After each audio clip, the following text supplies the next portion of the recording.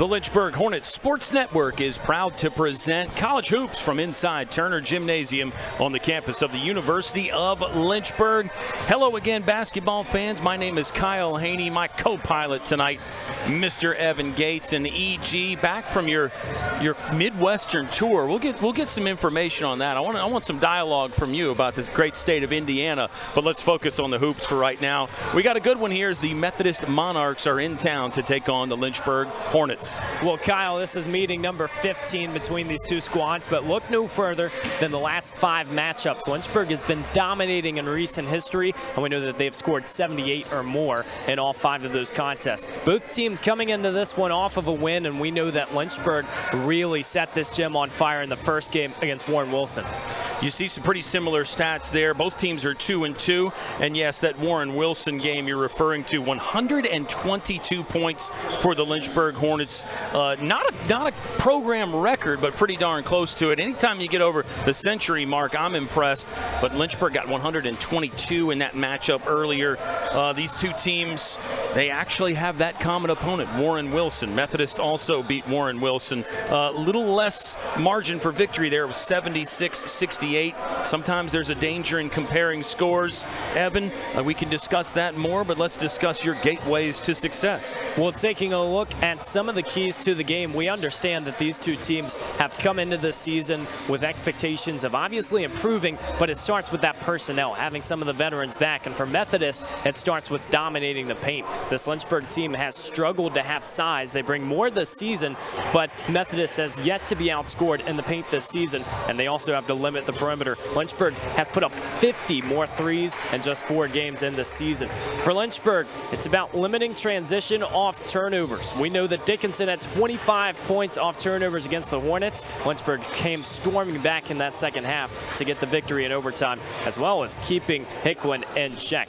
We know that this is a very powerful guard for Methodist. Darian Hicklin averaging just under 20 points per game. The offense runs through him, and the Monarchs know they need him for success today. Yeah, Hicklin is the reigning USA South Player of the Week. Congratulations to him on that award. He will be circled on the Lynchburg defensive scouting report for sure. And I'm glad you mentioned Lynchburg's most recent win against Dickinson, 82-75, an overtime victory.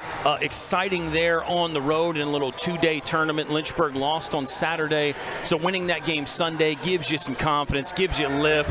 And it's 3 games in 4 days for Lynchburg. You and I were chatting about that over the weekend. How do the legs feel? How fresh is Lynchburg? Methodist, a little bit more rest.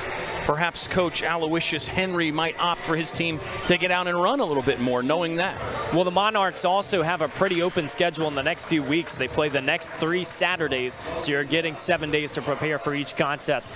They last year faced 4 ODAC opponents, couldn't get a victory in that season, but it is a fresh slate, and Methodist knows that they are an improved team as well, hoping to get the victory in the Hill City today. Yeah, you got to go back to 2021 to find the last time Methodist beat an ODAC school. Got to go all the way back to 2017 to find the last time the Monarchs beat the Hornets. But it could happen today. You never know. It's a 5 p.m. tip.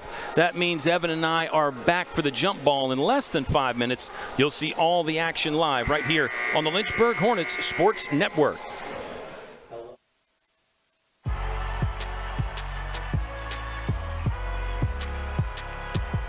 Number 32, Kyle Hornsby. Inside the 30. Touchdown. Michaela Burgess. An incredible finish by Hall. The NCAA and its member schools offer nearly 500,000 college athletes a path to go pro in something other than sports. Learn more at ncaa.org.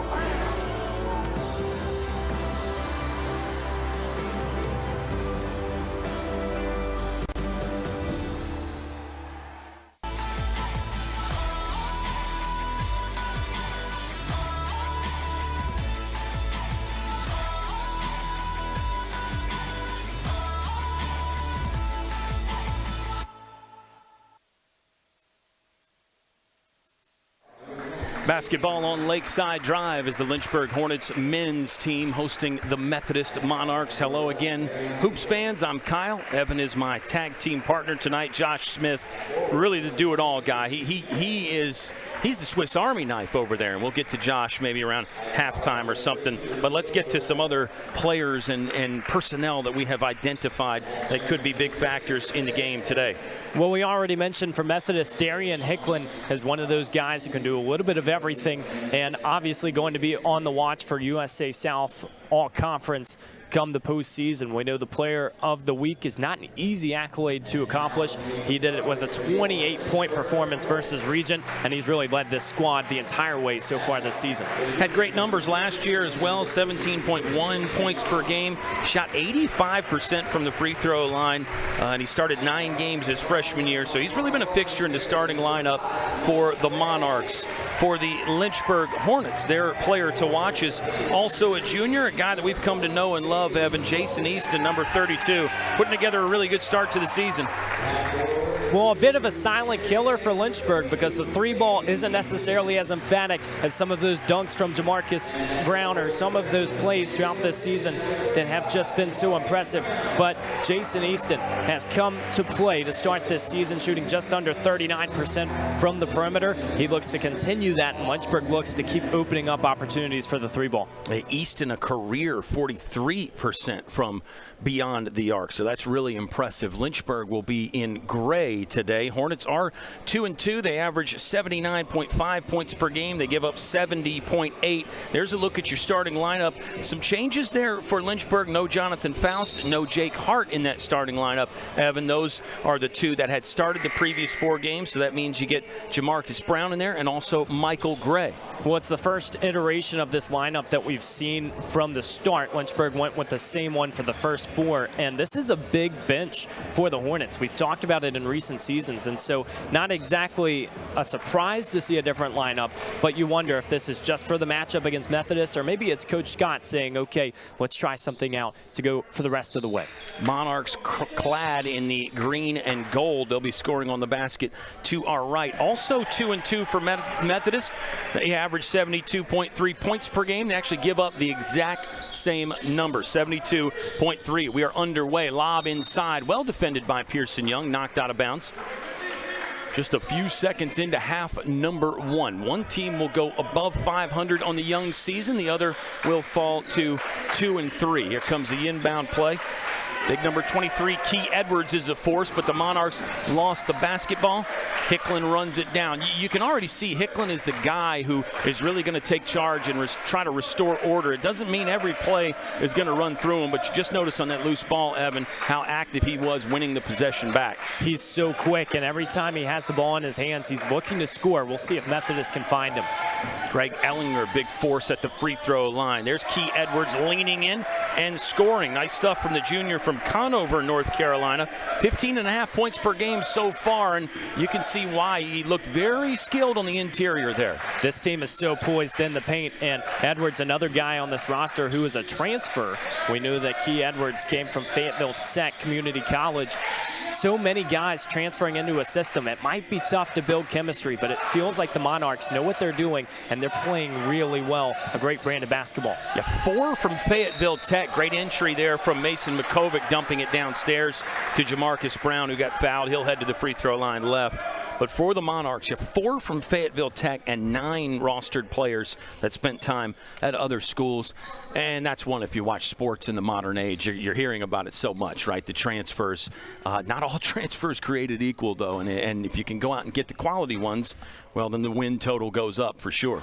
That's right, and you look at this Lynchburg bench as well, another team that has really found positives from those transfers. Jonathan Faust, one that comes to mind, Davidson Davie Community College, and you know that, yes, you have a great brand of homegrown talent, but also getting those transfers and experience can go a long ways. First year, Jamarcus Brown missed both for the Hornets, so they continue to be blank. They'll hustle back and defend the basket to our right.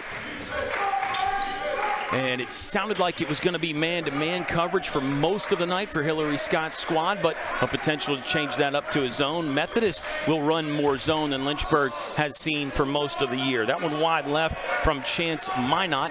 Lynchburg will rebound and run the other direction. Pearson Young finding Brown. Pump fake, can't finish from there. And it looks like he got tapped. Love Pearson Young, really foot on the accelerator, long pass up ahead. Brown was running the floor well, got to the right area, just couldn't convert. Maybe a change to number 3 for Pearson Young was an indication that the point guard abilities were going to show up a little bit more this season. He's been in that role where he's really a distributor. He's looking down the court, and we've seen so many plays where the Hornets just use that speed to get in the right spot. Jamarcus Brown was so open down under the hoop. He gets 2 shots. Lynchburg definitely running more, using the transition game more this year. I think that's been a point of emphasis for Hillary Scott and his coaching staff. 16th season for Coach Scott as Brown cans both to tie the game at deuces. But, you know, Lynchburg also shooting more threes this year, too, Evan. Some of that is the byproduct of playing an up-tempo brand of basketball. I think they're getting more open threes so far. It was a game versus Dickinson that featured that 3-ball quite often as well. Dickinson really gave Lynchburg a taste of its own medicine in the first half, and the Hornets responded very quickly. But you understand, again, it starts with the speed, and Hillary Scott likes this team to run. Second foul. Pardon me, it was just a ball knocked out of bounds. There's a good poke away from Jason Easton. Michael Gray grabbed it, then a slide from Pearson Young. Great team hustle there from that trio of Hornets. They'll kick up ahead to Jason Easton. Look at Brown downstairs, bullying his way in, turns, shoots, and scores. Lynchburg with their first lead. Yeah, Brown looking very at home in the paint. 6'2", speed of a guard, but you're already seeing he's got some post presence as well. He looks so comfortable, and Key Edwards, only 6'3", but still a great defender down low. We're seeing Jamarcus Brown just feel comfortable, well, especially with his vertical ability to get up. He's got all 4 for Lynchburg. That one tipped away. Brown getting the applause from the bench. They like the active flippers there, hands in the passing lane. Our first substitute of the ball game is number 3, Tomas Stevens for Methodist. Junior from Fayetteville will check in. All 3 games off the bench, or he's played in 3 of 4 off the bench. This ball's going to Lynchburg. I thought there was a Hornet tip there, Evan, but the officials disagreeing. Unfortunately, Lynchburg will give it right back as Michael Gray traveled. That's just another indication of the speed, though, because before the Monarchs could even really turn their head, Lynchburg was heading down the court, and we see guys like Michael Gray who aren't necessarily that primary candidate to shoot the 3-ball, but he's open and he's ready to take those opportunities. Yeah, big stuff there for Michael Gray getting the start in this one. He played in the previous 4, all off the bench. Good minutes for the sophomore from Maryland. Here's Tomas Stevens. Probing, circling, got to the free throw line, then offloaded left wing. 3-pointer coming from the lefty Minot, no good. Tip battle for it, controlled by Key Edwards. Edwards has impressed so far. A second chance opportunity coming for Methodist. They trail by 2. Just over 3 minutes and 15 seconds into the ball game. Brown nearly got a perimeter steal from the big man Ellinger, but the first year got it back. Stevens fighting the shot clock, hoisted up. I don't think it hit the rim. Yeah, buzzer has gone off. Nice defensive sequence there for Lynchburg. They had to defend 2 opportunities for Methodist. They did so successfully, Evan. Well, the Monarchs obviously trying to rough things up, and even though that is a shot clock violation, they get a lot of looks offensively, but Lynchburg just building that brick wall, and it's so impressive to see how they defend at the top of the key. Methodist is a team that likes to screen up top and get a few looks, while the Hornets say, no problem with that. We're going to stay tight and keep playing close D. Yeah, communication definitely key on that defensive coverage against all those ball screens, the off-the-ball screens as well. A little bit of an off-target pass that Jason Easton tried to gather up but was unable to do so, and that's a turnover. A few of those early on for Lynchburg. So the traveling violation, a little giveaway pass there. Hate to say giveaway because Methodist is bringing some defensive pressure of their own to force some of those. Well, already 7 turnovers combined between these 2 teams, and we're not even 4 minutes into this game, and so we'll see both coaches trying to clean that up with the media timeout. Stevens circling the D into the corner. Now a jump pass. Good ball movement here from Methodist. Mixture of passing and driving. Number 15, Zach Sledge, is in the ball game for the Monarchs. Shot clock got under 5 again before the Monarchs finally uncork. Look at Pearson Young galloping down the sideline. He'll hesitate to the window and down for 2. Great individual play there from Pearson Young. Great feel, too. He's in 5th gear, slows down, then the accelerator's back to get the points. That's a grown man's move, and he loves getting to the hoop. Those are points that you're almost guaranteed if you can get your right spot in the paint, because it's either a layup or you're going to the free throw line. Haven't seen a ton from Duran Hicklin, our player to watch. That is him right there with the ball at the top of the key, and there's a traveling violation, another turnover. Footwork not clean from Tomas Stevens. Lynchburg by 4, a relatively low-scoring first 4 minutes and change. Another substitute off the bench is number 22, Brian Bullock.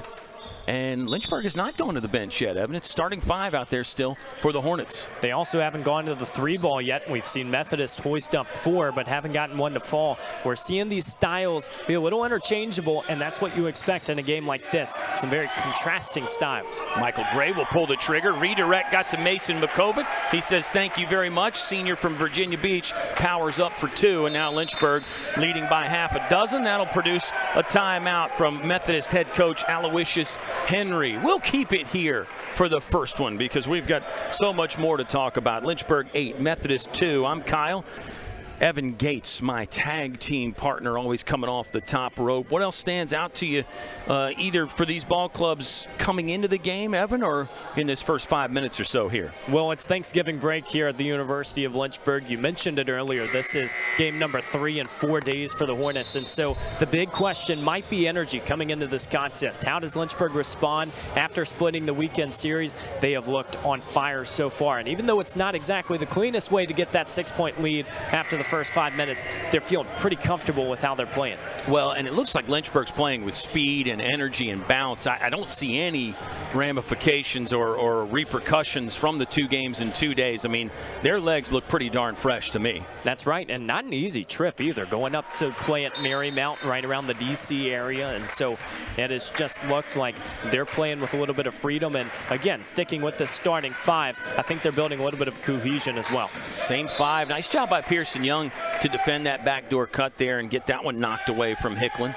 Yeah, it's Young, Easton, McCovic, Brown, and Gray. Same 5 that started the contest for Lynchburg, and we're just 5 minutes and 8 seconds into it, so shouldn't really need a breather yet. Methodist has used the reinforcements a bit more. Active hands on the outside there from Jason Easton. He'll try to fight through a screen. Lynchburg switched. They'll switch back. Might get burned by it. Recovery was there, but you saw the screening, which you mentioned, Evan. Methodist using the ball screens a lot. It wasn't a true pick and roll. Lynchburg switched on the screen, and then it was a little bit of a late switch back that allowed big number 15, Zach Sledge, to get to the free throw line. Well, just looking at this game, you can see the size down low for the Monarchs. Sledge going upstairs to get that pass, and obviously being 6'8", with Ellinger being 6'9", you're going to get those opportunities down low. The question now is, can they capitalize? And it will start at the free throw line. This Lynchburg team has struggled from the charity stripe to start the year, so might that be an advantage the Methodists can hold on to? Yeah, Lynchburg statistically coming in at 54% from the charity stripe. Methodist 78%. And still early. The big man there, Zach Sledge, is actually 100% from the line this season. That'll get it to an 8-4 deficit for the Monarchs. They'll show some full court pressure. Lynchburg breaks it effectively. Boy, that's perfect right there. Jamarcus Brown with a half-court overhead dime to the cutting Mason McCovic, which turned into a relatively easy bucket. Well, class might not be in session, but that was textbook. And Lynchburg using that passing and not putting the ball on the floor very often to get an easy look on the other side. And you see the value of the first-year Jamarcus Brown, too, right? He's playing in the post. He's athletic, and he can pass, has some court vision. I mean, that's really impressive.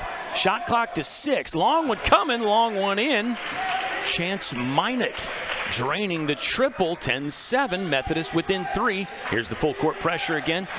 Let's see if Lynchburg opts to proceed the same way. Similar. Now it's Michael Gray. He'll get in between three-point line and lane. They dump downstairs to McCovic again. Turns, shoots, and scores. Jason Easton with a well-placed pass, and Mason McCovic is having a day right around the rim. Well, the Hornets are doing a great job of getting those switches down low as well. And though Lynchburg doesn't boast a lot of size with this lineup, they have a lot of IQ out there, and they're finding those options where you get Mason McCovic isolated, and he gets the easy one. McCovic's 3 for 3 from the field, 6 points for the senior from Virginia Beach. Another 3-ball on the way, too strong, rebound loose. Sledge has it, got bodied across the baseline right. There is a foul on the floor. Looked like it was on Michael Gray for Lynchburg. Should be the second. We got another timeout on the court. We'll pause and catch our breath this time around with the score. Lynchburg 12, Methodist 7. We're back in 60 seconds on LHSN.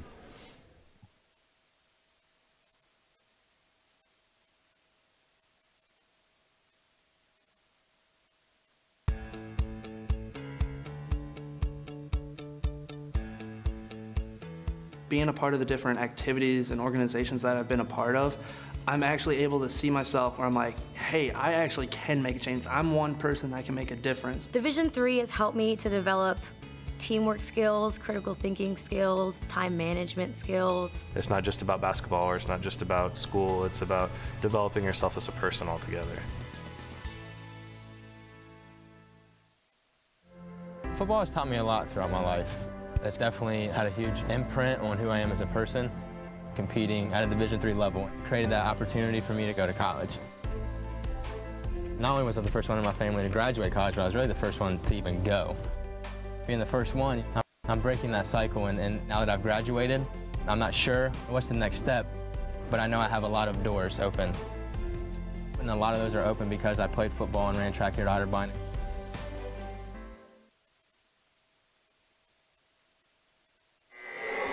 Efficient offense so far for the Lynchburg Hornets has them out to a 12-7 lead. Evan, Lynchburg 5 of 6 from the field, and 10 of 12 points are from inside the paint. The one shot they missed was a Michael Gray 3. Other than that, everything's right around the basket. It's looking like perfect offense from Lynchburg, and they are showing that firepower defensively as Jamarcus Brown climbs the ladder once again.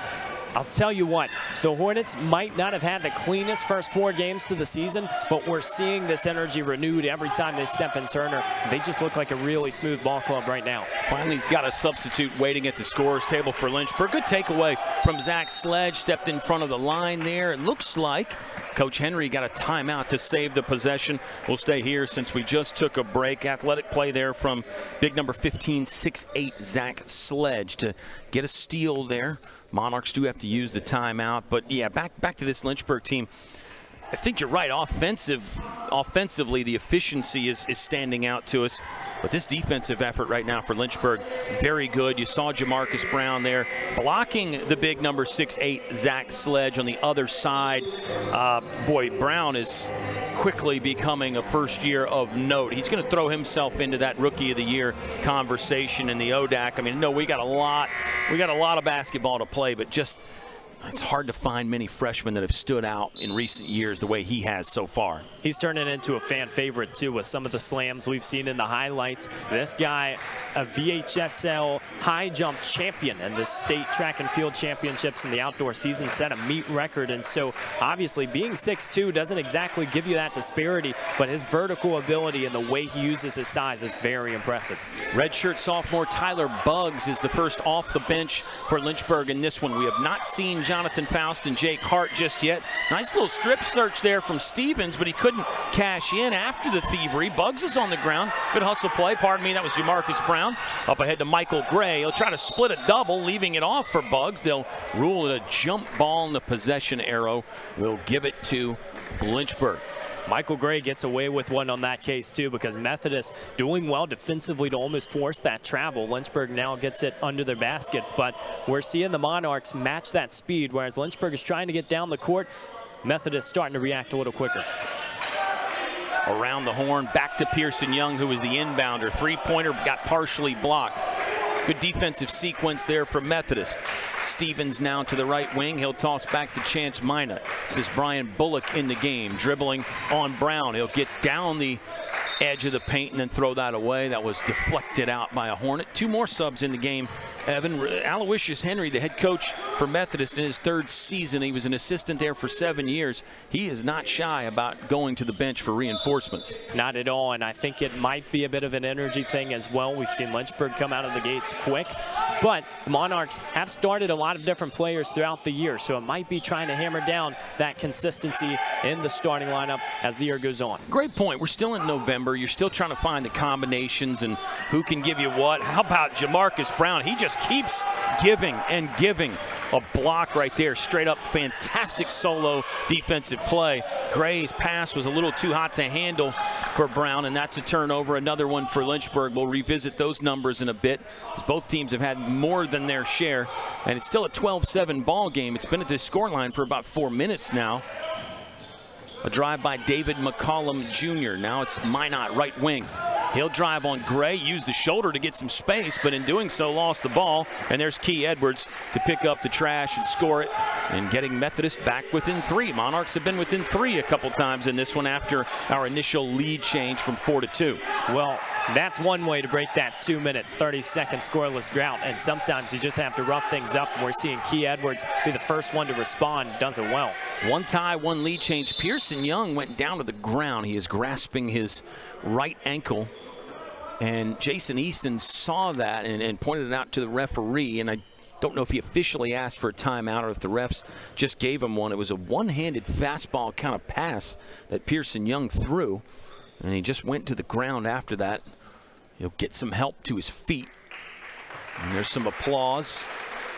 Young does not need assistance getting off the court, but you can tell there's a noticeable hitch in the giddy up there. So we will get to see someone else run the show at the point guard spot, although you could argue Michael Gray's been doing some of that in this game anyway, Evan. Well, transition offense is often by committee. We're going to see Jake Hart be someone else who takes the ball up the court quite often, but we're not going to insinuate too much about Pearson Young's condition. That did look like it was off ball, so we'll have to see if he comes back later. He's one of those guys who probably wants to re-enter the game the first 60 seconds. Saw Jake Hart handle it there. He's in off the bench. Here comes a nice mid-range jump shot from Michael Gray. That was smooth. Really nice from Michael Gray to bump it back up to a 5-point advantage for Lynchburg. Number 11, Cole Calloway, also in the game for the Hornets. Another new face to learn for Methodist, number 32, Caleb Barreto in there. How about the agility on the other side? David McCollum Jr. We're just seeing everyone get involved in this Methodist offense, and that's a sign for Coach Henry's squad at this time of the year. You want to have multiple people who can get hot in a game like this. Hart gave it up, got it back at the high post, then went driving. Thought there was some contact, but a clean defensive play there for the Monarchs. Oh, no, goaltending. I beg your pardon. Goaltending was the call, Evan. 16-11 is our score now. This one was tight and just looked like Methodist was a little too late. Now Lynchburg up 5 and a new lineup. After all that firepower was built early, we'll have to see if they can keep it going into their bench. Haven't seen Jonathan Faust yet either, something we'll have to pay attention to. Gray running, didn't really have the numbers, so he just works the body off of Barreto. Can't score there from the right side. Now Barreto never stopped running. He lost it off the shoe tops of Jake Hart. Hart on impulse power, looking around. Cole, show and go to the rim, spin, jump pass. Good pop passing there. Gray, open 3, he got it. Nice sequence there for Lynchburg.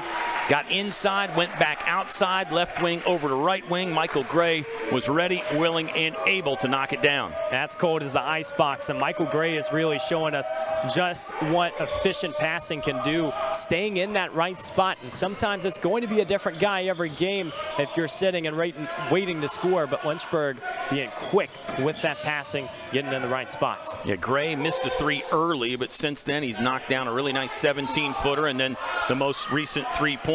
Tomas Stevens found himself open, number 3, 4-3. He'll knock it down to keep the Monarchs within striking distance.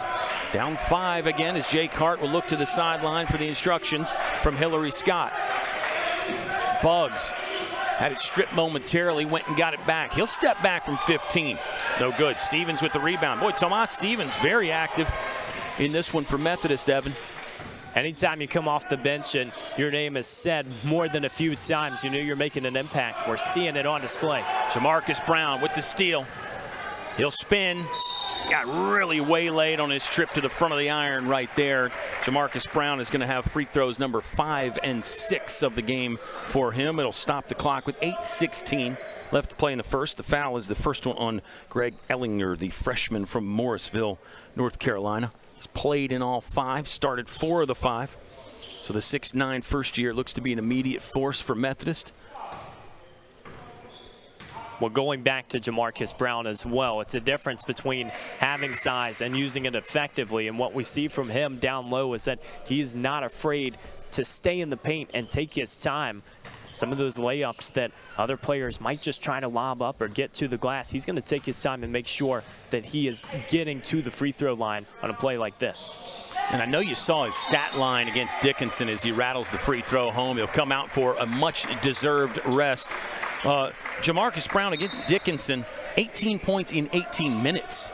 I mean, that's, it's been done before, obviously. And if you want to put up those high scores, those 40, 50-point nights, you have to score more than a point per minute. But still, for a first year, I mean, that just kind of is a head-scratcher about how good he is now and how good he can be.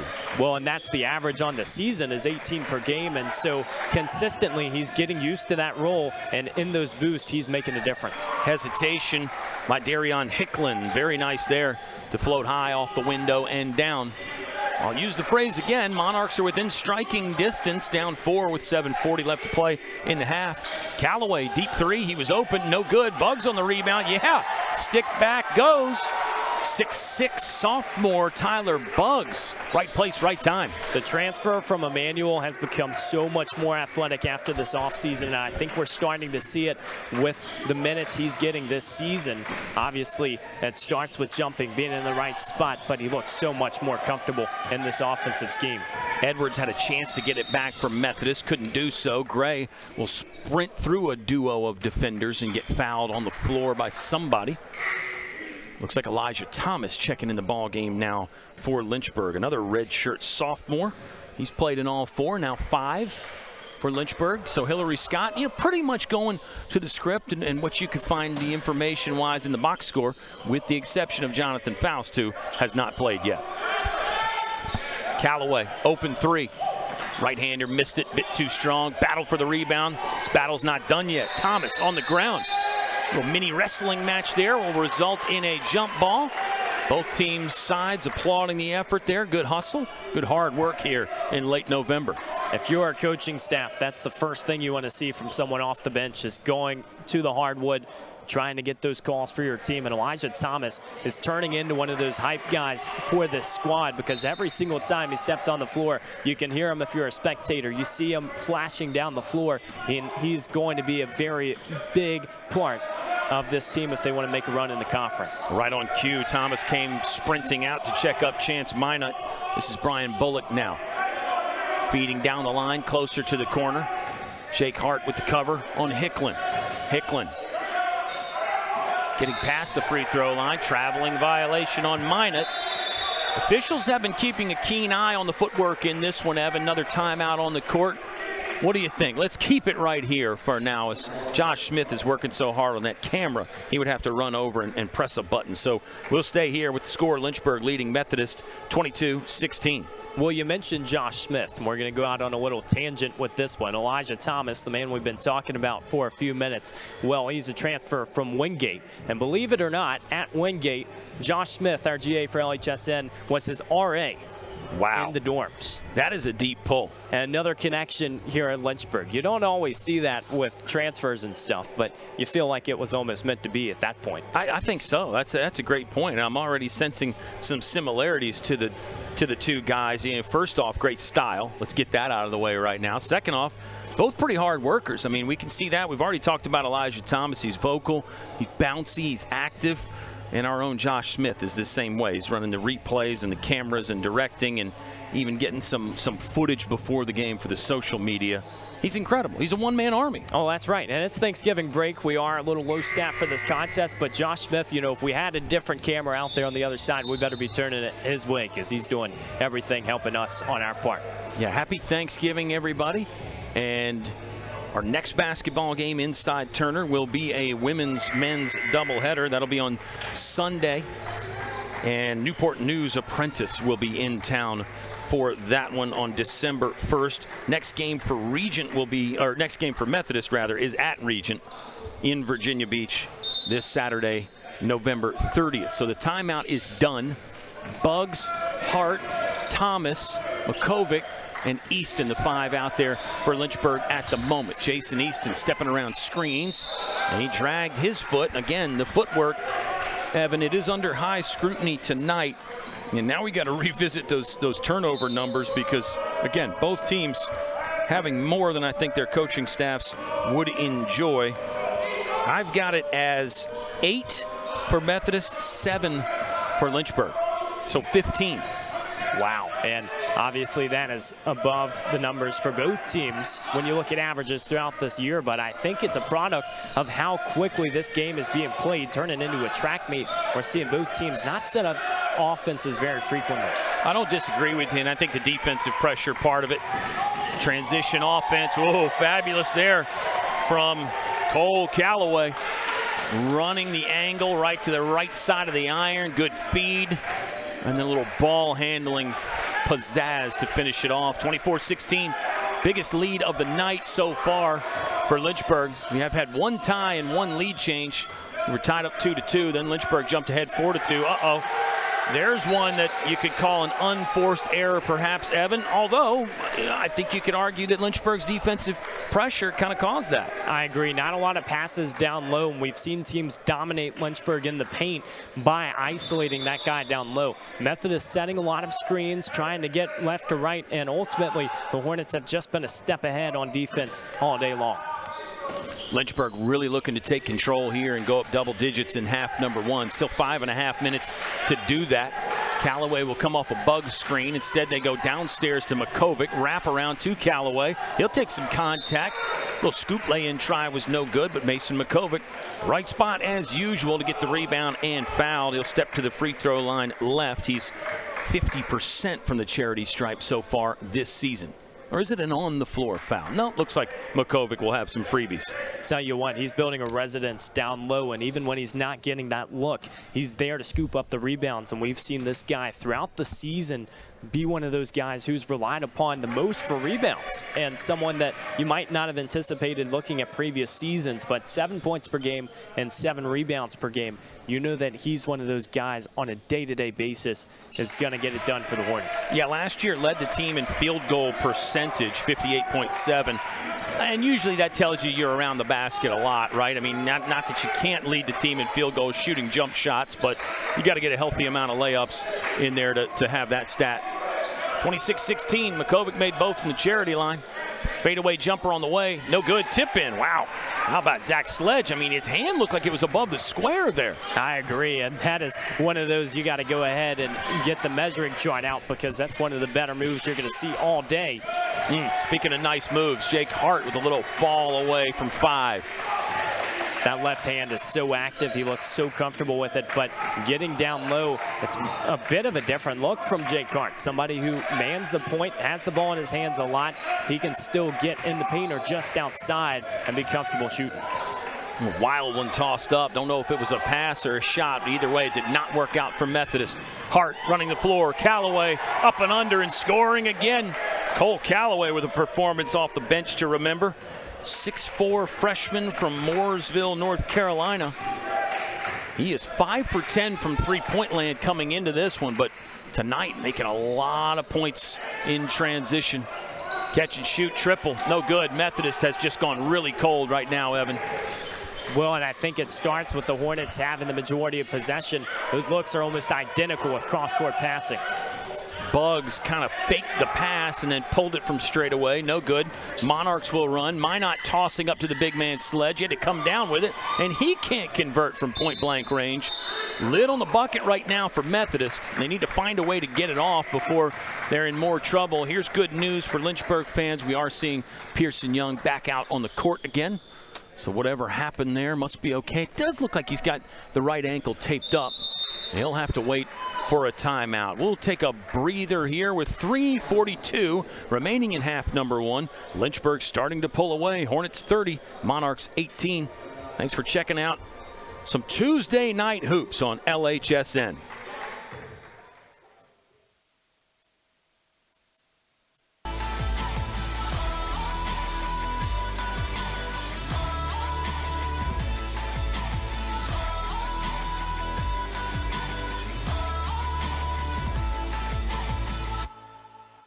Think a private education is too expensive? Think again. At the University of Lynchburg, you can get a personalized education for the cost of a state school. If you're commuting and you get our top scholarships, you could pay much less. And you get all that without the hassle of giant lecture halls. Our faculty know your name here and do more than just teach. You might even do research together and plan out your next career moves.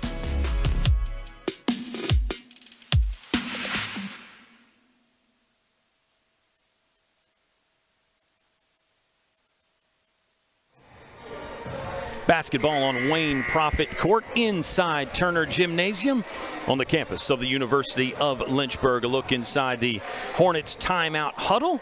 Got a decent crowd in the gym here, Evan. I mean, again, Thanksgiving break, but got some students that are hanging around, and then families have shown up. And, you know, actually sometimes for the families, they can get to these games more so because they might have time off this week as well. That's right. You're also helping your kids pack up and go back home for the holidays. And so just a great week for college basketball, a feast week in D1. Everybody feeling festive.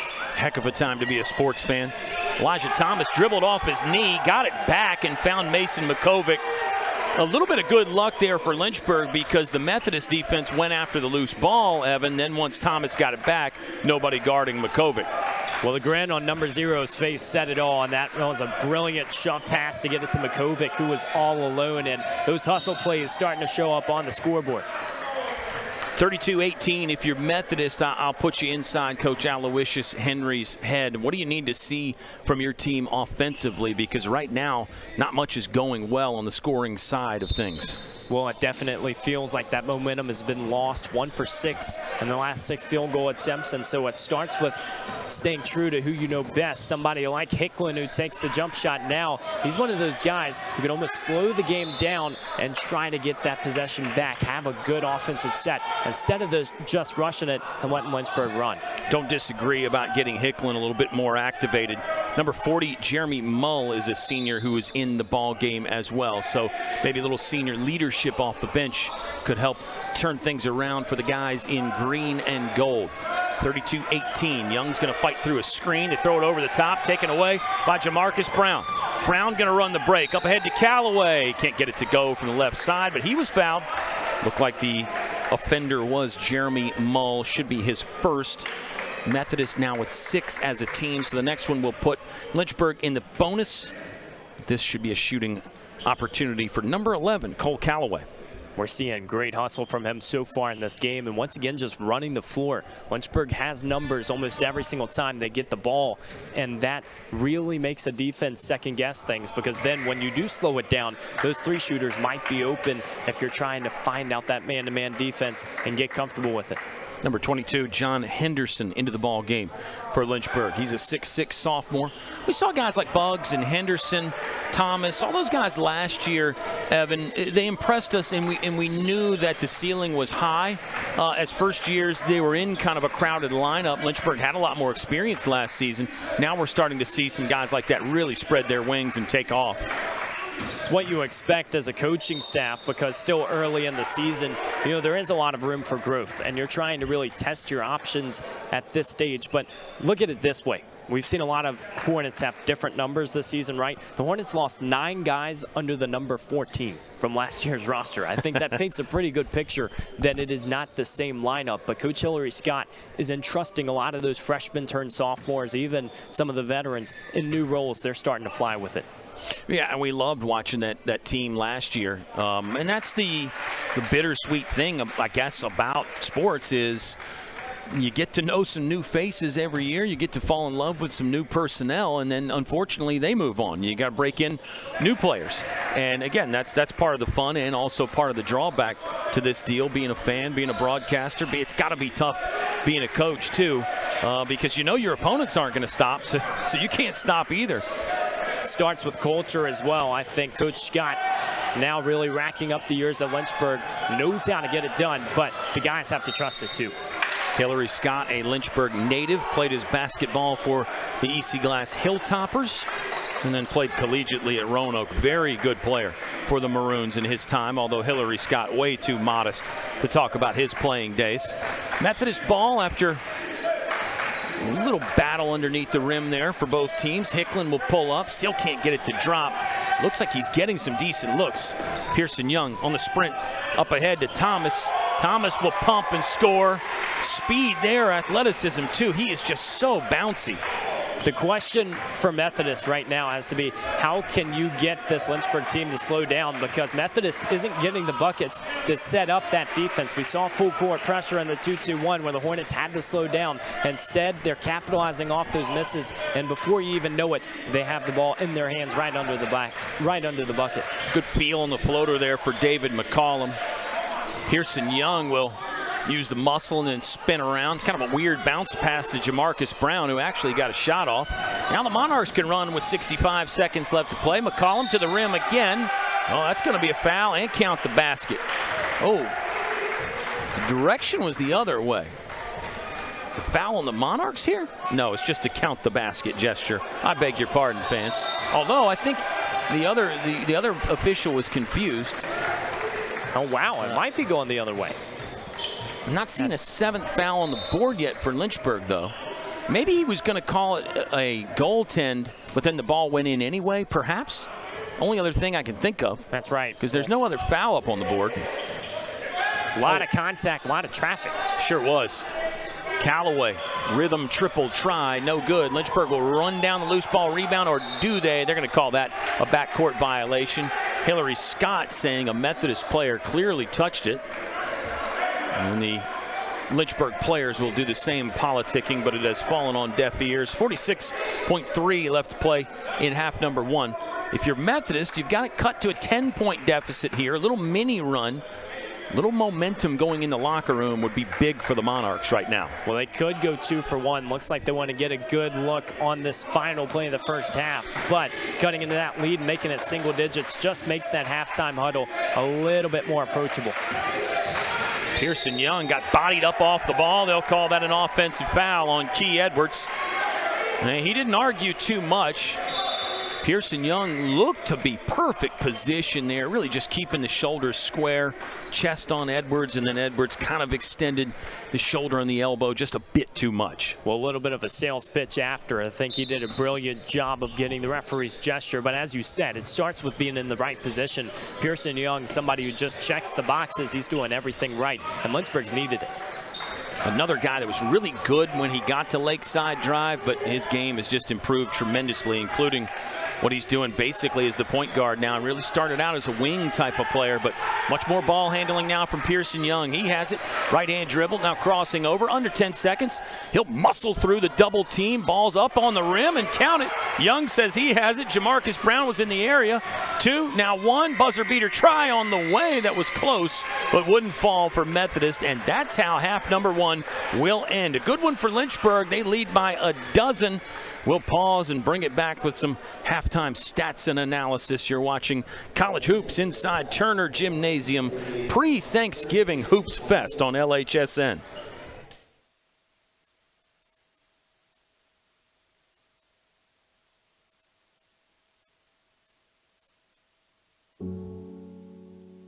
A single thread is unique. Like each of us, full of purpose and potential. A strand designed to connect, strengthen, and unite. But we face different challenges and have different opportunities. By acknowledging that others may struggle in ways we do not, we can celebrate our differences, embrace each other, and fortify the ties among us. A single thread can fray, yet when it's woven with another, a bond forms. A new strength created by the fabric of the whole. Let's embrace the fabric we make together, the diversity of our threads, to reach beyond ourselves and overcome the impossible. The true power of our game comes from unifying our individual backgrounds, connecting our unique stories, enabling us to be stronger, braver, greater. We can achieve so much more when we are all as one. What a season. The confetti is going to fall. There she goes, and she's got it. How sweet is this, and how wonderful for the sport.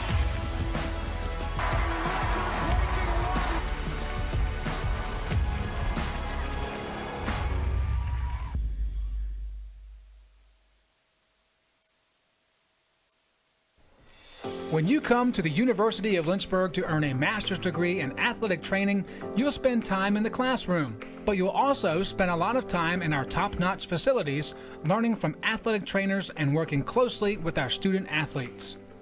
In the Graduate Cadaver Lab, you'll learn about the human body in the best way possible, by actually studying the human body. This will provide a foundation to make you a much better athletic trainer.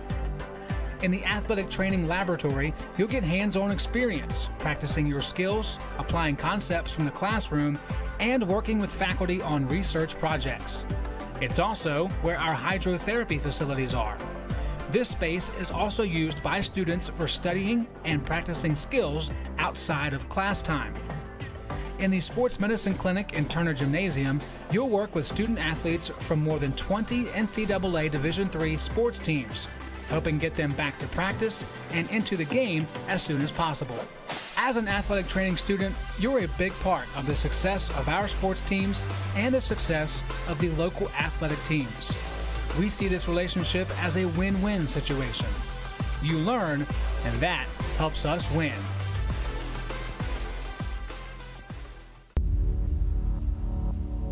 To them, the whole world looks like an opportunity, one to be seized, built upon, and made better for their sport and the people around it. To student athletes, every opportunity is a chance to change what could be and show the world what opportunity can do. Look what you're missing!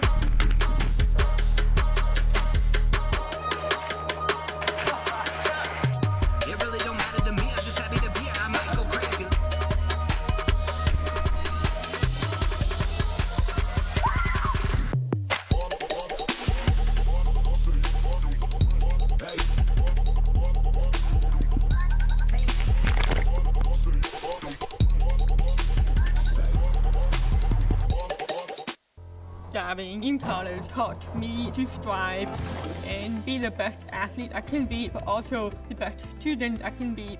My coaches always made sure that the student comes first, because not everyone's gonna become a professional athlete. So they make sure that we will do great in academics. I knew that would only open the door to my future, and I'm really excited to start my dream program for physical therapy.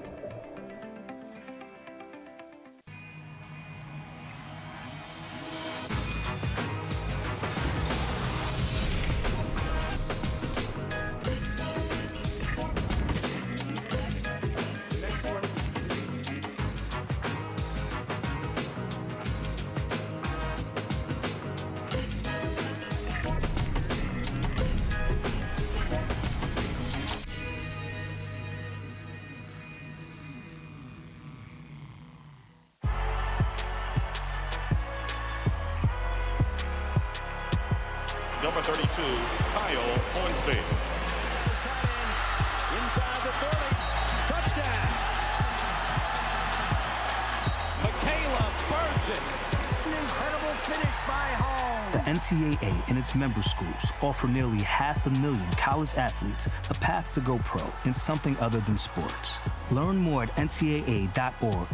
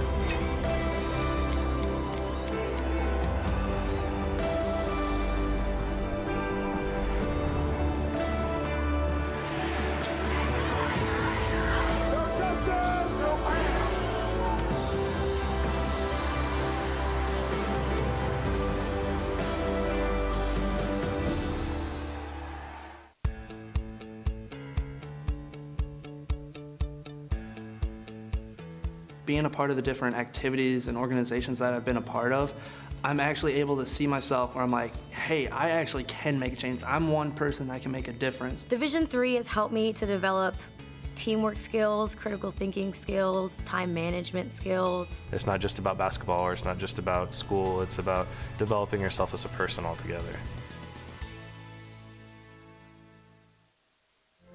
Football has taught me a lot throughout my life. It's definitely had a huge imprint on who I am as a person. Competing at a Division III level created that opportunity for me to go to college. Not only was I the first one in my family to graduate college, but I was really the first one to even go.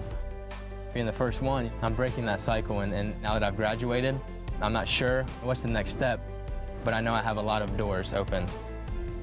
And a lot of those are open because I played football and ran track here at Otterbein.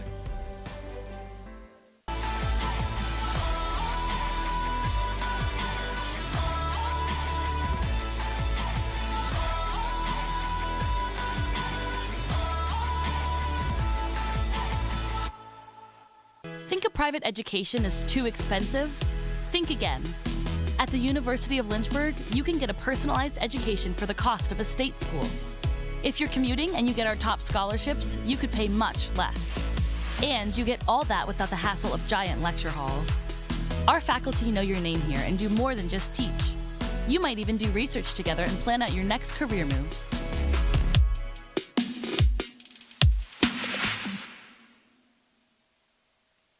I learned a lot of valuable lessons playing college football. I never thought about the health benefits of exercise until I actually started to talk to coaches in college. It's not only just for performance, it's for life. My coaches instilled the importance of well-being, not only building up strength, mental health, getting enough sleep, eating properly is all what it is to be healthy. I decided that I want to go on a personal trainer and share my knowledge that I obtained in college about physical and mental well-being.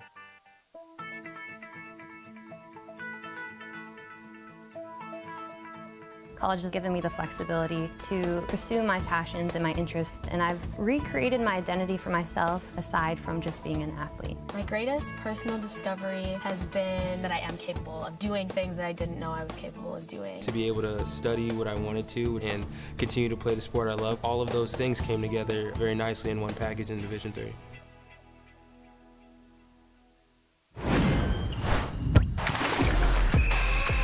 Welcome to the Campus Recreational Department at the University of Lynchburg. We believe in a student-centered approach to recreation, making sure that all students have fun and engaging activities that promotes wellness, personal growth, and community building.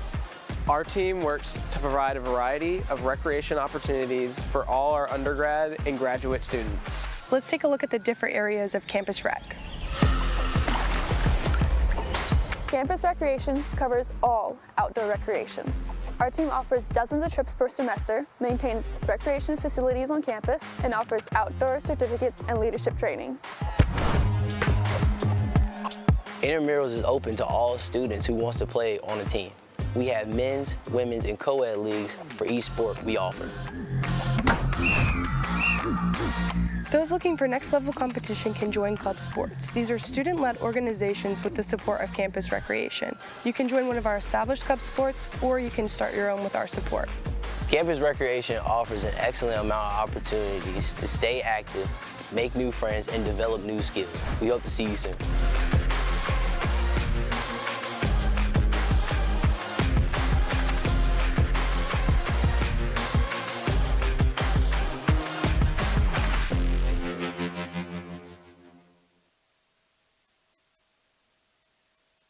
Get your career in the game by enrolling in the University of Lynchburg MBA program with an emphasis in sport management. This program opens the doors to new possibilities for a variety of careers, from being an athletic director or working in athletic administration to working for professional organizations, your favorite team, to running a local Parks and Rec department. And employers are increasingly requesting and preferring individuals who have postgraduate education, specifically looking for an MBA. And so the University of Lynchburg Sport Management concentration in the MBA program sets you up for success, and it sets you apart from the many other people looking for jobs in the industry. Learn from winners. Here you will learn from professors and mentors who have spent their careers doing exactly what you want to do. Increase your marketability in an $83 billion industry. If you have a 3.0 GPA, the GMAT is waived. There's no application fee, admissions occurs on a rolling basis, and our online program is ideal for working adults. When you enroll in this program, you enroll in the opportunity to learn from the best of the best. Your professors have a wealth of experience working in the sport industry that they share with you in the classroom setting. Get in the game by getting your MBA with a sport management concentration at the University of Lynchburg. 60 now, Hollywood, here I come. Hey, I meant, yeah. Either. The real Lindsay Piper's here. Autographs there later. Let's. 12-point lead for the hometown Hornets in the Hill City. Evan Gates and Kyle Haney taking you through it. It's been a fun one here on Thanksgiving week. Lynchburg will try to handle business and go 2-0 at home. And Kyle, it feels like it's been a little bit of a scrap fest. We've seen lots of turnovers, but overall, Lynchburg's defense the highlight. We were talking to a guy who's here evaluating the officials. We won't give you any names. The names have been changed to protect the innocent. But, you know, we were just talking about the fouls, and I think the referees have done a great job letting the teams, like you said, scrap it up a little bit, play a physical brand of basketball, but nothing has gotten out of line. We know about the turnovers from both teams. I think that has kind of led both of us to think a quote-unquote sloppy game. And you see some numbers there. Turnovers 12 for Methodist, 8 for Lynchburg. Some of those are more forced than others. Interesting note that you and I were both talking about, Evan. 0 assists right now for the Methodist Monarchs on their 24 points. Well, what's so interesting is they're getting some of those open looks, and we've even talked about it in that first half with guys like Darian Hicklin getting those looks. They still haven't exactly found it out with how Lynchburg's transition is operating. A lot of quick play, and we'll have to see if Methodist can slow it down, because ultimately the Hornets shooting just under 54% in that first half. A lot of that is a product of those high percentage looks in the paint. That's exactly right. They're getting around the basket. Haven't converted all of them, but they have certainly converted their fair share. A place Lynchburg will look to improve. 5 of 10 from the free throw line in half number 1. Evan, Lynchburg also 1 of 7 from three-point land.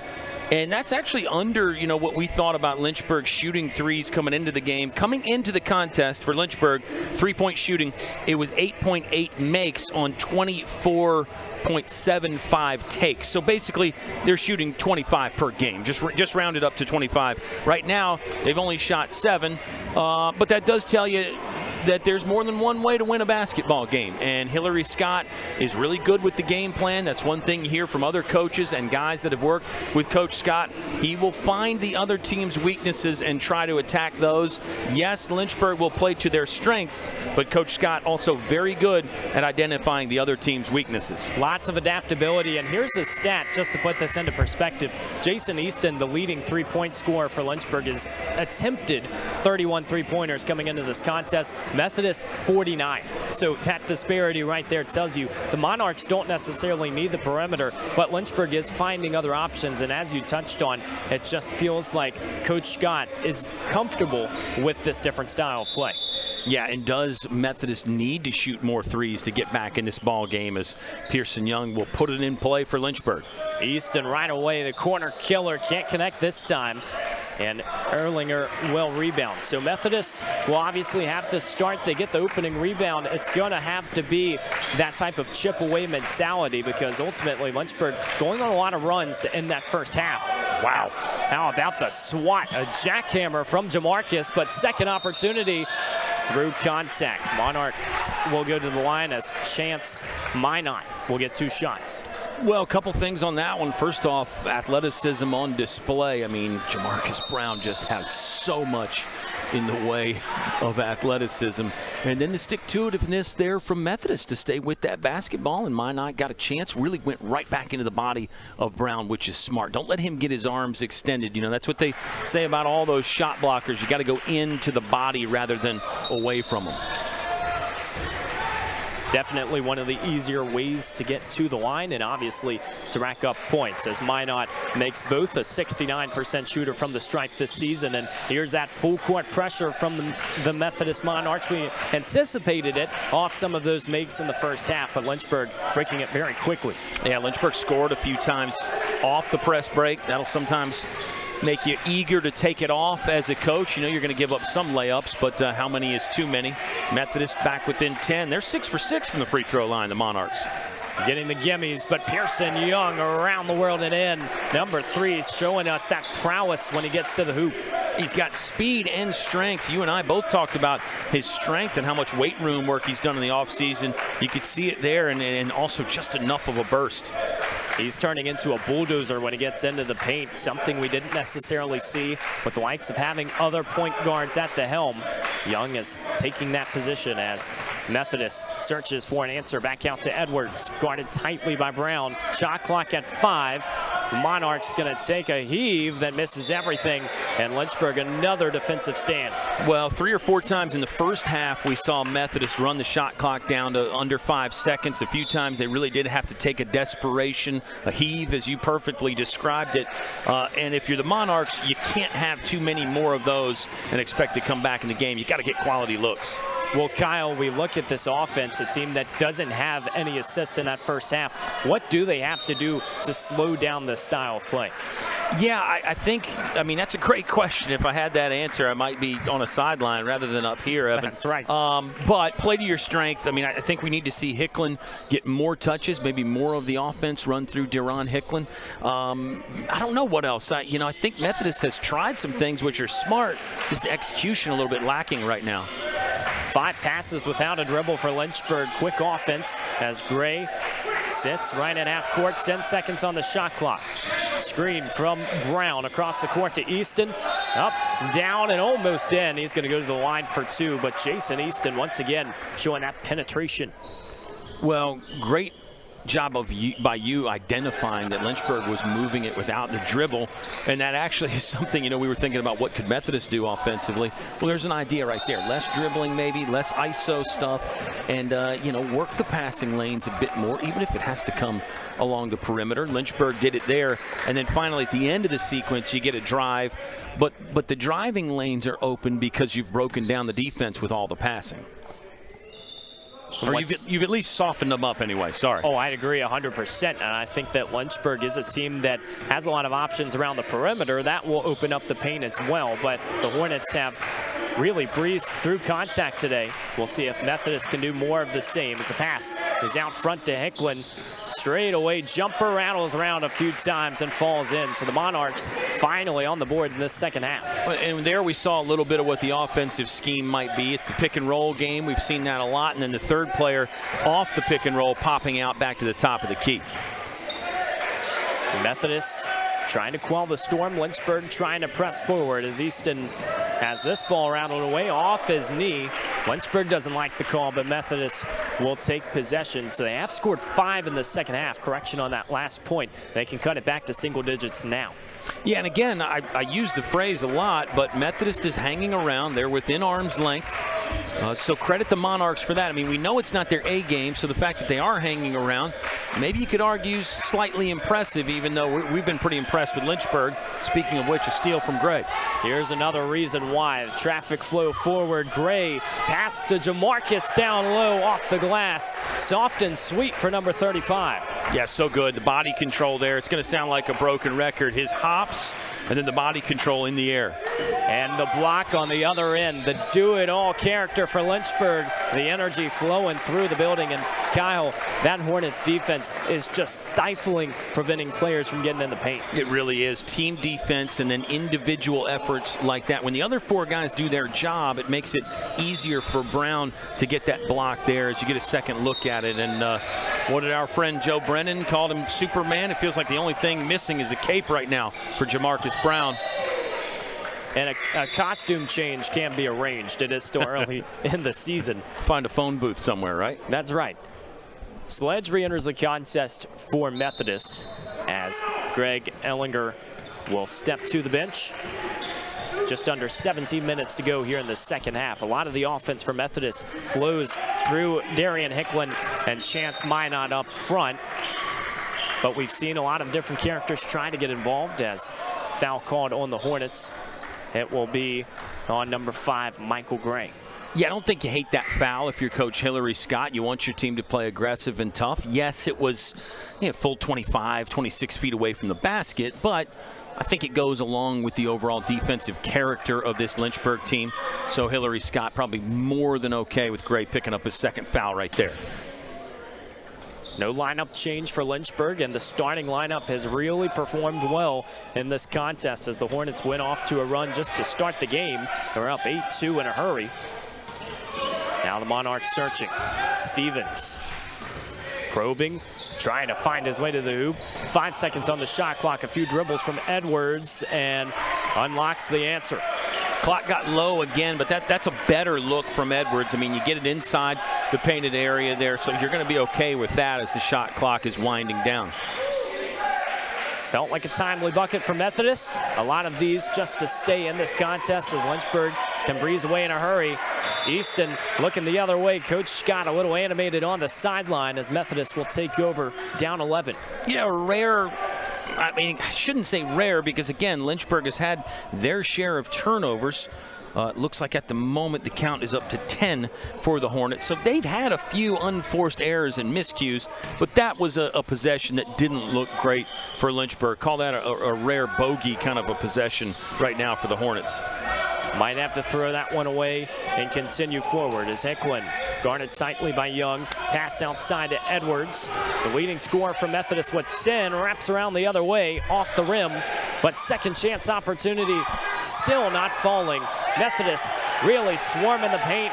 Third chance, and the third time's a charm. Yeah, Monarchs stuck with it. It was kind of an ugly sequence right there. Really, both coaches probably didn't love that, but you have to stick with it.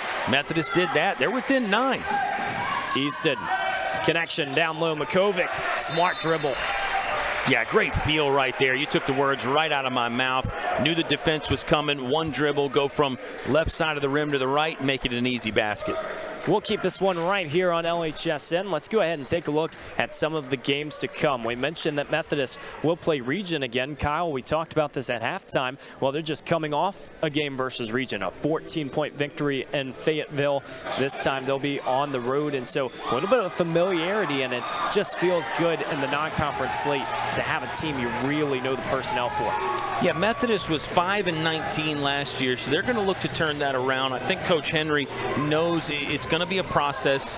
He's going to be patient. I don't think you're going to flip that into 20 wins this season if you're Methodist, but if you can get one here, if you can get one against Region, all of a sudden things are looking pretty good when you enter that USA South schedule. Now we know the Monarchs are down 11 in this one, so that won't be easy, but I think good times are ahead for Methodist.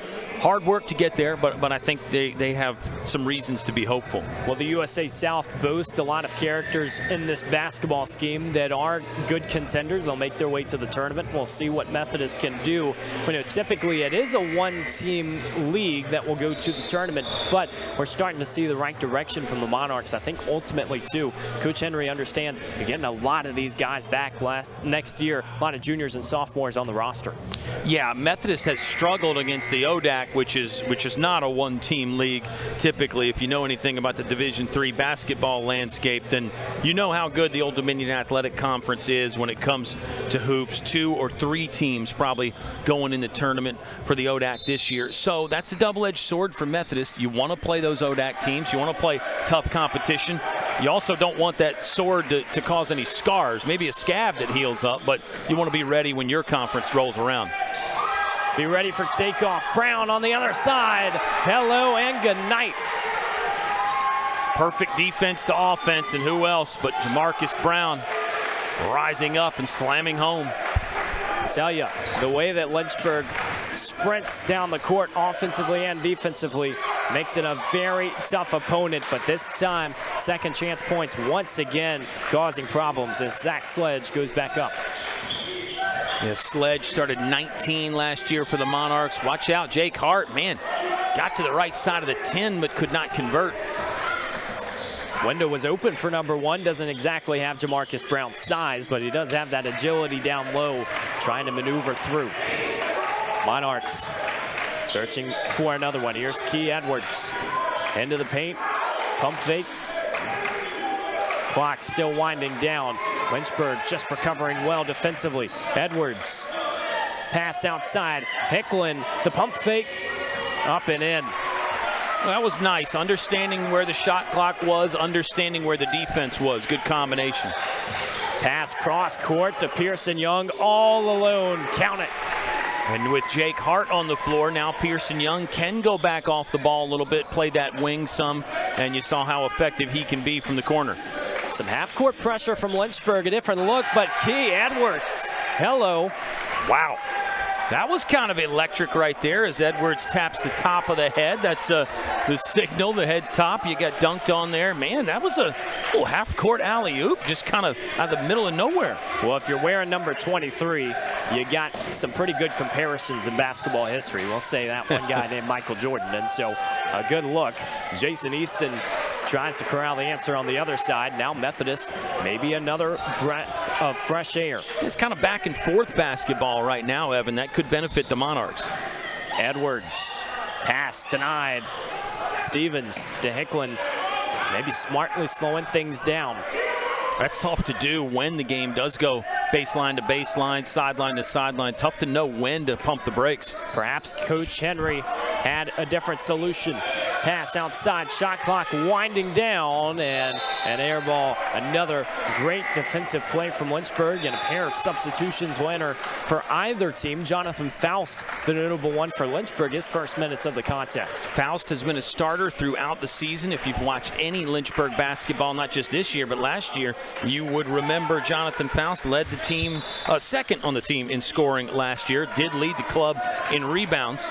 Expect him to be a big factor in this one, and now we finally get to see him just over midway through half number 2. You get to see him right away as he got fouled by Brian Bullock.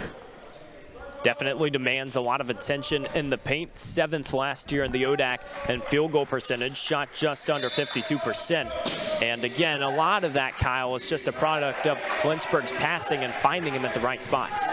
Yeah, and he goes to the right areas as well. Really understands the game, had a great summer, bunch of social media clips of him dunking and doing other things. And not Jonathan Faust right there, but Elijah Thomas with a Faust-like move, a Faustian rebound and stick back. Faustian, that one might have to go at Merriam-Webster. Yeah, well, you remember that from English class, right? Oh, yes. Now, maybe don't ask us on Thanksgiving break. Right. We'll wait a week.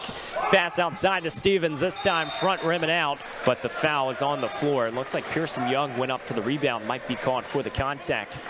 Yeah, so number 3 gets called for this one. First foul of the contest for Pearson, and Methodist retains possession under the bucket. How much educating should we do on the broadcast? We could talk about the Faustian bargain. That's where I think the term comes from. Ooh, I like that one. The putback, you might like it too if you're a Monarchs fan. Yeah. They add 2 to the tally. We'll save that for more of a bigger margin game right here. This is a close ball game. This deserves our full attention. Methodist definitely keeping this one within reach. We'll have to see if they can make the run to make it happen. Jake Hart out front, harassed by Stevens. And here is Jonathan Faust. Pass down low to Brown, still finds isolation, count it, and 1. It's like he plays on a trampoline, the way he moves, the way he jumps. Good setup there with Jonathan Faust up top. And then it was almost a little 2-man weave with Jake Hart and Jamarcus Brown, and the misdirection and the interference, you could say, from Jake Hart allowed Brown to get free. Maybe a decision as a result of that play to put Greg Emlinger back in the contest, number 50 in green and gold, as Brown heads to the stripe for one more. You know, he almost looks like a dog just escaping his chain the way he is down low. Feels like every time he has the ball, he is being aggressive with it and getting to the paint. Yeah, and how do you get him in front of him as a defender when he is so quick and so maneuverable and so much leaping ability? That's a tall order for any defense. It's a good scramble right there. It's 3 or 4 players on the ground. Elijah Thomas almost created that play with one hand. That was impressive stuff as he hit the hardwood. You just have to love his energy. I mean, you talked about Jamarcus Brown's like he's off the leash, off the chain. Well, Elijah Thomas is that pit bull. You know, he's just always yanking at the chain. He is always threatening to stick his snout in there somewhere. Just love his activity. A lot of spots for energy in this Lynchburg lineup as David McCollum Jr. returned to the contest. Now has a look from the corner, pass back outside, and the insertion denied, but Methodist retains possession with 11:04 to go in the ball game. And really, yeah, extend that to the 5 that are out there and even the rest of the Lynchburg bench. They play hard, they play physical. Not that they didn't last year, Evan, but I think you see a noticeable uptick in that this season. Well, and here's what's interesting. You had the same starting 5 for the first 4 games. That wasn't exactly the same story last season. Lynchburg had such a big bench, and so the question is, how do you find consistency and get energy out there, even though you might be playing 10 to 12 guys every single game? Yeah, major challenge for a coach is how do you work that rotation? You know, do you go with your 7 or 8 best? Do you go deeper? Do you do the Grinnell thing where you're playing 15 or 20 guys and somewhere in between? So that's one of the real challenges for a coach at all levels of basketball. And guess unless you're talking about the youth leagues when you only have 5 or 6 or something like that. Oh yeah, you hope your kid shows up in a holiday game like this. Ellinger, nice defense.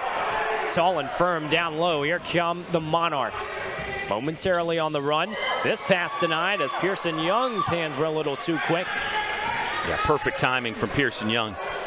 Now Jay Cart at isolation. Still looks for Faust down low, but he was taken out of that play. Stevens the other way. It's interesting. Both teams are trying to go with a little low post entry here. Not something we saw a lot of in the first half, but that shows you the chess match a bit. You know, there's move, there's counter move, adjust off their adjustments, so on and so forth. You know what's so impressive about Lynchburg's style of play, too, is that it caters to the committee. You can see almost anyone getting involved in some of those plays, and it's a reason why, when you look at last year's final stats, nobody for the Hornets was in the top 30 of the conference because they had so many different players on display, like the man on your screen, Pearson Young, forcing the timeout from Coach Henry's squad, and they are not liking it now. Lynchburg up a baker's dozen. We're going to take a quick break in the Hill City. But the Hornets humming in the Hill City.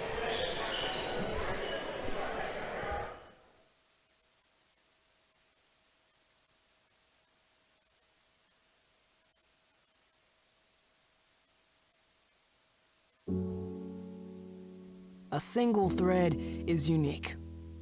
Like each of us, full of purpose and potential.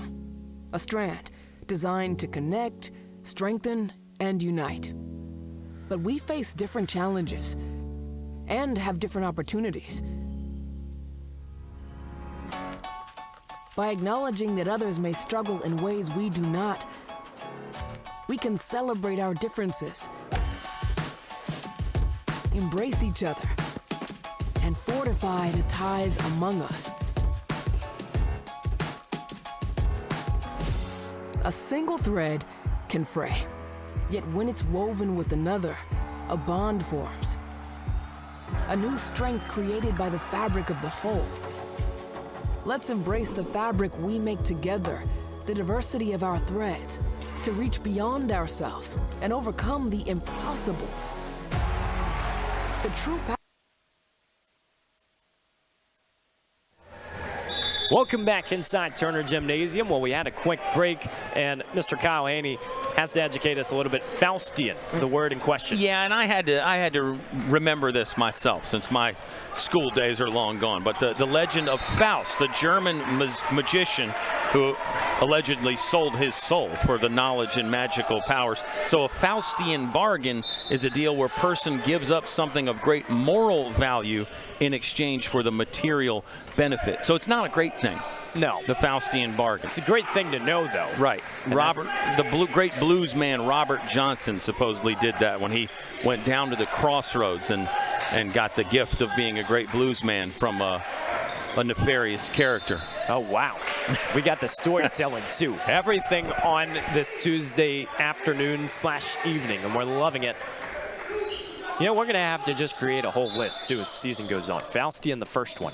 Yeah, and I think there could be more and more. After all, we're at an institution of higher learning. Maybe we should aspire to educate a bit more on the broadcast. That is right. We apologize if you don't appreciate it, but we are trying to support all the education going around. Tell you who is educating. It's Key Edwards. He's doing everything for Methodist. Pass outside, foul on the floor.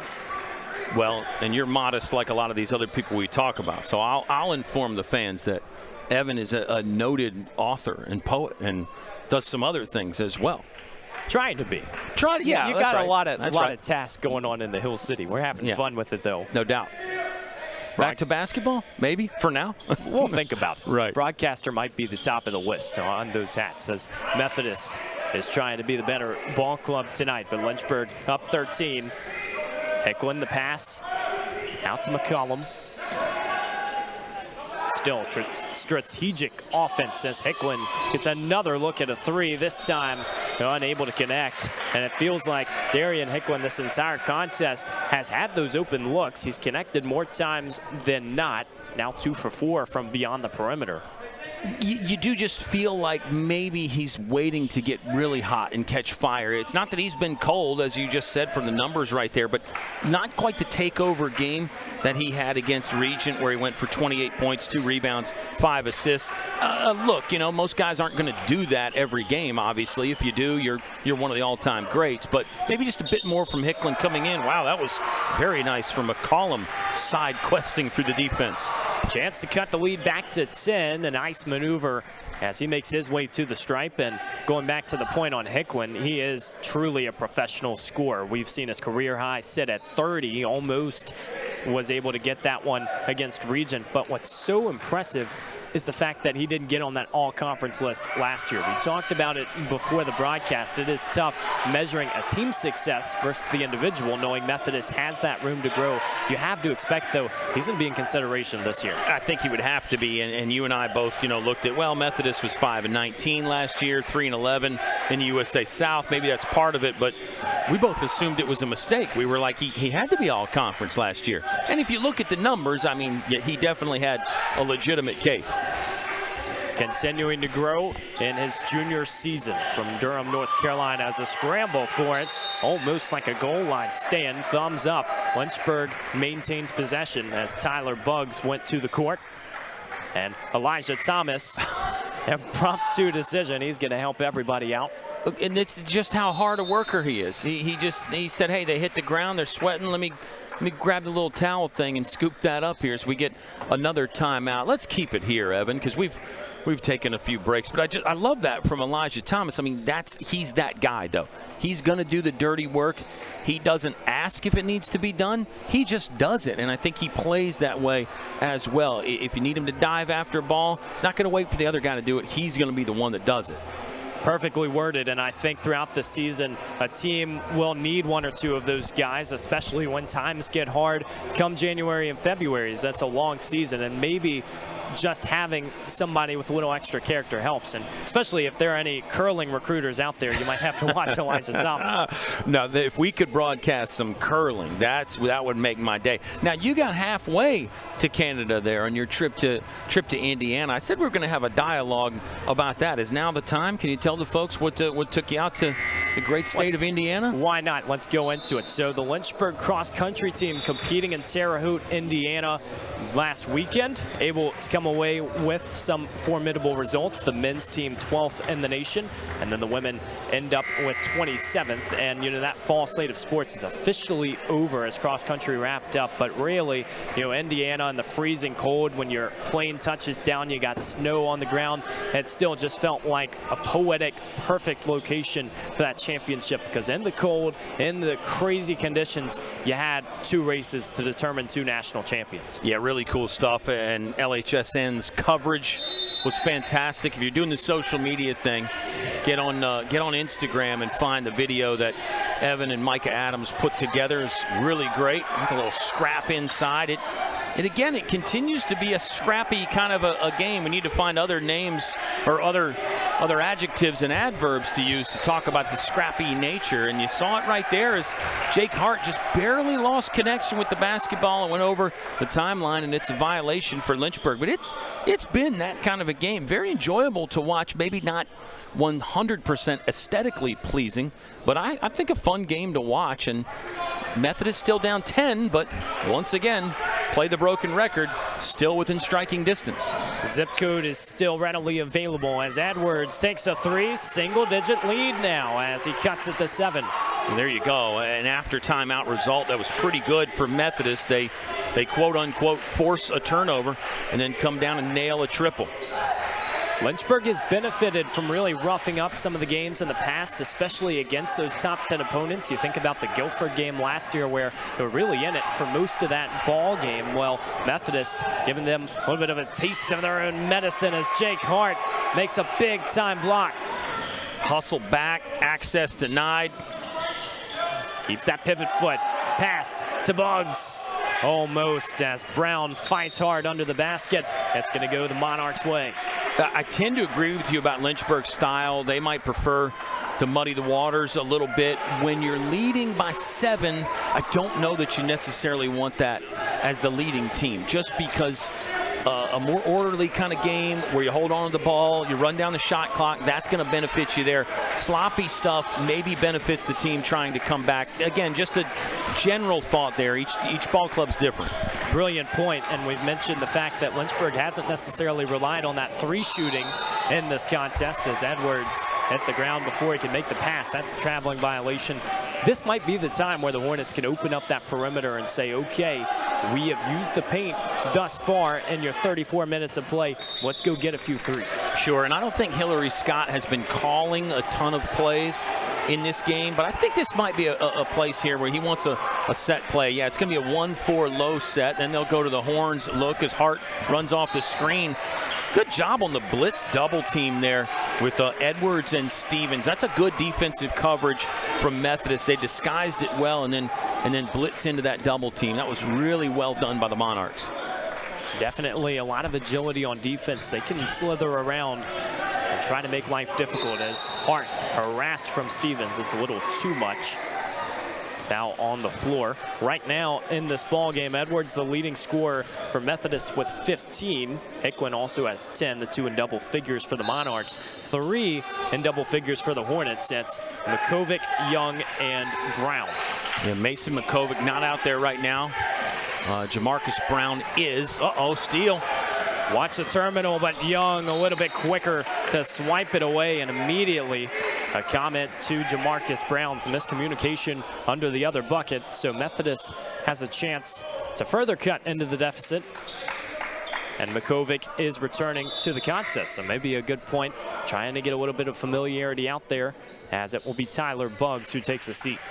Yeah, and I'll ask for your opinion and observation. I mean, don't you see Methodist defensive effort has really picked up here in the last 5 or 6 minutes as the Monarchs want to take time again? But let's just keep the conversation going. Absolutely. You know, I think it's that sort of situation where you can sniff the bone, you start getting a little bit closer, you can taste you're in this ball game, and I think so many teams have done that against Lynchburg. The fact that their style wasn't flashy, the Hornets don't necessarily put that emphatic exclamation mark into a lot of their runs. It's just chipping away. Methodist can do the same. I agree, and you make a good point about when you can smell the bone a little bit. That helps because, look, the coach is always saying, hey, we've got to play hard defensively. Hard to do when you're down 20 or 25. If you're down 10, all of a sudden that message hits home and you're thinking, yeah, we're just a couple steals away. And I'm seeing that from Methodist. Just something from a stat perspective here, Evan, Lynchburg in the 2 wins is averaging 102 points per game. Now, yes, the 122 against Warren Wilson kind of blows that out of whack, but even the Dickinson game, they score 82. This is a low-scoring affair right here, 56-49. And it's still early in the season. You don't exactly know what your character is as far as, are we a high-paced team? Are we a high-scoring team?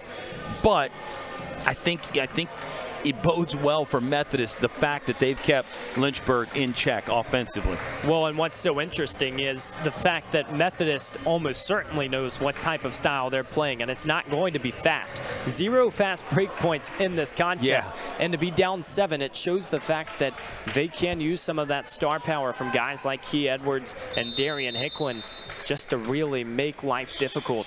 And now a chance to use that offensive set again as the pass goes over the top to Edwards. The rainbow down low, Young guards tight. They can take this one out and ponder. Edwards waited and takes the three, the straightaway jumper to cut it to 4. Wow, almost lulled Mason Makovic to sleep a little bit there, and that can work sometimes. You just sort of look around and all of a sudden you see the defender relax a little bit and you pull it from straight away. Get your popcorn out of the microwave. A fun 5 minutes in store in the Hill City as Hart finds an open Makovic. All sorts of space for number 20. A repeat of what we saw in the first half with Mason Makovic. Runs that baseline so well, seems to find the soft spots in the defense. Now we see that battle with Sledge down low. Monarchs working it around. Edwards, round 2. This time a little too heavy. Young corrals the rebound, and this is what Lynchburg can do. Start bleeding the clock despite being up 6. You know that the Monarchs are not a great 3-shooting team. They're going to have to find penetration. Good box out on that defensive sequence for Lynchburg. That's another thing that'll come into play here down the stretch, rebounding. Young, the pass into Brown all alone. Easy jumper, easy money for number 35, Jamarcus Brown, a difference maker in this contest. He sure is. That's an interesting range right there, too, because it's outside of the layup range, but it's not a true jump shot. Good feel from Jamarcus Brown to make that one count. You know, and I was going to say size helps in that department, but he is just 6'2" to some of these guys who are 6'8" and 6'9", so it shows he's rehearsed that one a few times as Hicklin has the ball, ring around the rosy, won't go in, and Pearson Young now heckled, and Hicklin gets a defensive stop and easy layup. Yeah, pickpocket there. Pearson Young would love to have that one back, but you got to give Hicklin a lot of credit. Thievery there. He's really good defensively. We've probably undersold how good he is defensively. Love or hate the scoreline right now. You got to agree. Methodist has Hart. They have climbed back in the second half as Jake Hart on the other end tries to have some of his own this time. No dice. Stingy from Methodist. I love it right now for the Monarchs. For Lynchburg, maybe a bit more patience, a bit more ball movement on the next possession. Methodist has yet to be outscored in the paint this season. You're seeing some of why they're so rough and rugged. This time the pass to Sledge evades traffic. Lynchburg takes over. Yeah, they try to run the screen and roll again. This time a little side pick and roll, which I really like, but the pass just off target. If you're Methodist down 6, 3-11, we know that's an eternity in basketball terms, but the Monarchs have to really be sharp here in this last trio of minutes in the ball game. In regulation anyway, Lynchburg's been to overtime once already. That one went their way as they got the victory versus Dickinson. We'll hold our breath for the final 3 minutes here in Turner Gymnasium and go to break. Lynchburg up 6 against Methodist, and we've got the climax on the other side.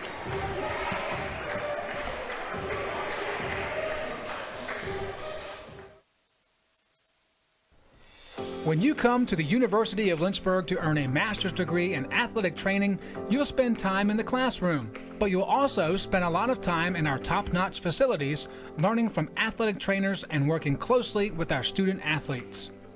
In the Graduate Cadaver Lab, you'll learn about the human body in the best way possible, by actually studying the human body. This will provide a foundation to make you a much better athletic trainer.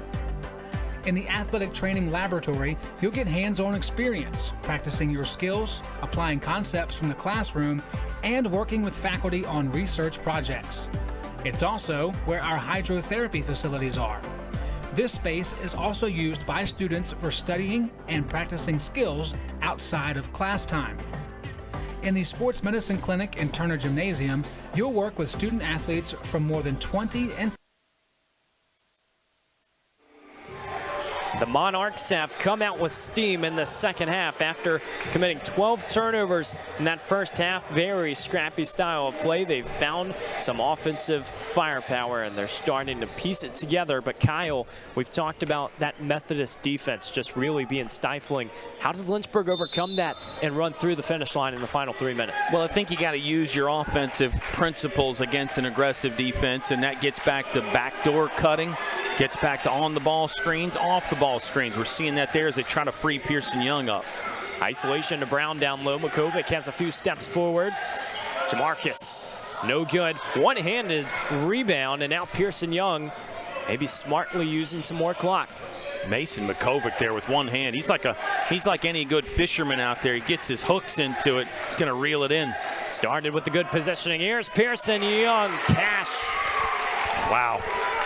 Ice water right there. I mean, that's a shot maybe that you're going up. Hillary Scott's holding his breath. Then once it goes in, you're clapping and saying, yeah, great shot right there, Pearson.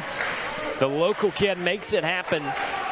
And we are seeing play after play from number 3, the junior guard from Lynchburg. Maybe putting this one out of reach. Methodist hopes not, as Hicklin goes to the hoop, and he will get 2 shots. Just 4 ticks above 2 minutes. Monarchs might need a little bit of luck on their side, but we're seeing that aggression still getting to the hoop. Methodist led early 2-0. We had our one tie of the ball game at 2-2. Since then, it's been all a Lynchburg advantage. They were up a dozen at halftime, Evan, but this is a great fight back here from Methodist, and then you get the counterpunch from Lynchburg to stretch it back out to a 9-point lead, temporarily anyway. Hicklin's pretty outstandingly accurate from the free throw line. There's your announcer's jinx right on cue, if you believe from that. Did you hear the hesitation? That's right. A few footsteps before, like, do I go in the door or do I stay on the porch? He was 100% from the free throw line coming into the game. That's right. All right, 1 of 2, so right. He didn't completely damage. No. Methodist now down 8. Lynchburg can use that clock. Oh, wow. Key Edwards had a hand on it. But now the door is open on the other side. Callaway outside to Young. Passes all around, connect the dots on the worksheet. The layup off the mark. Great setup. See if the Monarchs can take advantage. Hicklin, strong dribbles over the top. And Pearson Young, a very strong rebound. That's what he brings. 6'3", athletic. Now Jamarcus Brown. Pass down low to McCovic. Another high percentage look somehow snuck out. Have to take advantage if you're Methodist. Under 90 to play. You can't count on Mason McCovic missing any more of those. Stevens can't connect. The rim, maybe the biggest defender right now for either team. McCovic was harassed. You see him point to the referee saying, hey, can we get a little call on that one? It is a foul. We will see how Lynchburg responds. Right now, the Hornets have 6 fouls. Methodist has 5, so the bonus is soon coming. 2 for Tomas Stevens. I don't think either team's really got anybody in major foul trouble. I'll double check that here during the next possession. And we'll get a chance as we go to a timeout. But let's stay here for the last minute and 16 seconds of this ball game, Evan. Just one more there for Mason McCovic. I mean, he gets his hooks in and on the rebound, and he just does not let go. Really impressive down there. I think if you're a Monarch fan, you could argue, hey, swinging the elbows a bit. But just, again, good physical basketball. Well, certainly a lot of aggression, and then that foul category that you were talking about, no one has more than 2 in this contest. And you'd think for such a scrap fest and back and forth we go that you would see somebody with foul trouble, but still has been pretty clean in terms of contact. Yeah, and some players are better than others about knowing, hey, I've got 2, I need to change the style of play just slightly. It doesn't mean you don't play hard, but maybe you don't take the same chances you would with none or 1 foul. And some coaches will even have calls for that. It'll be, Evan, you're on green right now. Kyle, you're on yellow, those sorts of things. But I think most players are good enough, especially at our level, good enough to kind of understand where they're at as far as fouls go. And if they're not, it's definitely an area that they should be. Absolutely, and certainly a lot of learning lessons throughout the process, but 2 teams filled with veterans, some transfers in the mix as well, but ultimately they're ready for the tall task of this campaign. And let me jump in, because you talk about veterans. You look at Lynchburg right now, you got Cole Callaway, who's a redshirt freshman, playing some crunch time minutes. You've got the true freshman Jamarcus Brown playing some crunch time minutes. So it is a good mix of veterans and young guys. Jake Hart, a sophomore. I mean, we know that he was out there in a lot of pressure minutes last year. He's certainly got the skill set. 3 redshirt players for Lynchburg this season, and you can tell that experience of just sitting out a year maybe gives you a different mindset, as Hart is heckled going down the court. That foul on Minot. Another coaching consideration in these situations, particularly for Lynchburg, is you'd like to have your better free throw shooters on the court in these crunch time situations when you lead by this amount. Very good point. We know that Callaway also a good passer. He gets it inside to Hart, makes a better pass to Brown, who tries to go up and under. It's a foul that will put Lynchburg in the bonus. Either way, 2 shots coming from Brown at the charity stripe. For somebody like Brown, his athleticism is going to keep him on the court during crunch time. But his free throw shooting will get better. We know he's got a solid stroke to start with.